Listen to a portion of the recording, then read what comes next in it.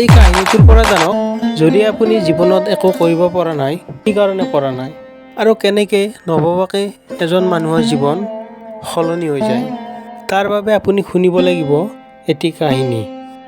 এজন ব্যক্তিয়ে বহু বছৰ ধৰি তেওঁৰ গুৰুৰ দৰ্শন কৰিবলৈ গৈছিল, উপদেশ শুনিছিল, ধ্যান অভ্যাস কৰিছিল। কিন্তু তেওঁৰ মনত সদায় এটা অভিযোগ থাকে, মই উন্নতি কৰা নাই। গুৰুৱে মোক যিমান বিচাৰিছিল মোৰ জীৱনটো সিমান সলনি হোৱা নাই। এদিন তেওঁ ভাবিছিল, হয়তো গুৰুৱে ইয়াৰ উত্তৰ দিব পাৰিব। তেওঁ গুৰুক লগ ধৰিব গ'ল আৰু তেওঁৰ কাষত বহিছিল। গুৰুৱে তেওঁৰ সমস্যাটো শুনিব বিচাৰিলে। তেওঁ কৈছিল, জীৱন দ্ৰুতগতিত পাৰ হৈ গৈ আছে। তেওঁ দীক্ষা লোৱাৰ 20 বছৰ পাৰ হ'ল। এই গোটেই বছৰত মই মোৰ ফালৰ পৰা অক্লান্ত পৰিশ্ৰম কৰিছোঁ, কিন্তু মই কেতিয়াও প্ৰচেষ্টাত সন্তুষ্ট নহয়। মোৰ জীৱনৰ এটা পৰ্যায় শেষ হ'ল। মোৰ বয়স প্ৰায় 50 বছৰ। যোৱা 20 বছৰত মই অক্লান্ত পৰিশ্ৰম কৰিছোঁ, কিন্তু মই নিজকে ক'তো বিচাৰি পোৱা নাই। মোৰ জীৱন এনেদৰেই চলিব নেকি?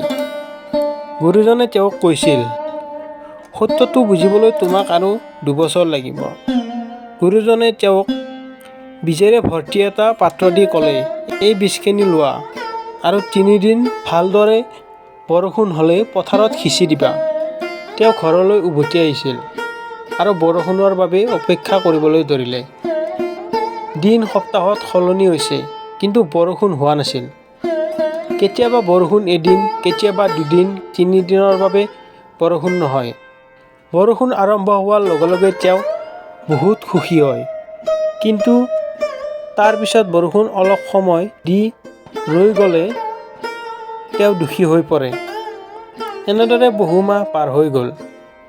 এতিয়া তেওঁ দুখ অনুভৱ কৰিবলৈ আৰম্ভ কৰিছিল। 3 দিনৰ বাবে কেতিয়াও বৰষুণ নহ'ব নেকি? এদিন হঠাতে ভয়ংকৰ ক'লা ডাৱৰ আহিছিল। দিন ৰাতি একেৰাহে 3 দিন বৰষুণ হৈছিল। সেই ব্যক্তিজনৰ ক্ষেত্ৰত এক মহান সুখৰ অনুভৱ উদ্ভৱ হৈছিল। তেওঁ গুৰুৱে দিয়া বীজবোৰ উলিয়াই পথাৰত ৰোপণ কৰিছিল। পৰৱৰ্তী 2 মাহত বীজবোৰ অংকুৰিত হৈছিল আৰু এজোপা ডাঙৰ গছৰ সৃষ্টি হৈছিল। কিন্তু তেওঁ একো ধৰিব পৰা নাছিল। তেওঁ গুৰুক বীজৰ বিষয়ে একো সোধা নাছিল। 3য় মাহৰ পৰা সেই গছবোৰত ফুল ফুলিবলৈ আৰম্ভ কৰিছিল আৰু চাৰিওফালে ফুলবোৰ দেখাৰ লগে লগে পখিলা, মৌমাখি উৰি ফুৰিছিল আৰু মানুহে সেই ফুলবোৰ চাবলৈ আৰু তাৰ সুবাস উপভোগ কৰিবলৈ ক'ৰ পৰা যে লোক আহিবলৈ আৰম্ভ কৰিছিল। তেওঁ গোটেই জীৱনত কেতিয়াও ইমান মানুহক একেলগে লগ পোৱা নাছিল। তেওঁ ভাবিছিল, ইমান মানুহ ক'ৰ পৰা আহিছে? মোক নোকোৱাকৈ তেওঁলোকে মোক চিনিও নাপায়, আনকি তেওঁলোকৰ সৈতে মোৰ কোনো সম্পৰ্ক নাই। এই লোকসকল ক'ৰ পৰা আহিছিল? তেওঁ খুব আচৰিত হৈছিল। মানুহে তেওঁক বহুত প্ৰশংসা কৰিবলৈ ধৰিলে। ফুলৰ প্ৰশংসা কৰিছিল, কিছুমানে আনকি পুৰস্কাৰো কৰিছিল। সকলোৱে তেওঁৰ ফুল কিনিছিল। তেওঁৰ ফুলৰ গোন্ধ আৰু তাৰ খ্যাতি বহু দূৰলৈ বিয়পিবলৈ আৰম্ভ কৰিছিল। সকলো চহৰ, সমগ্ৰ দেশতে বিয়পি পৰিছিল।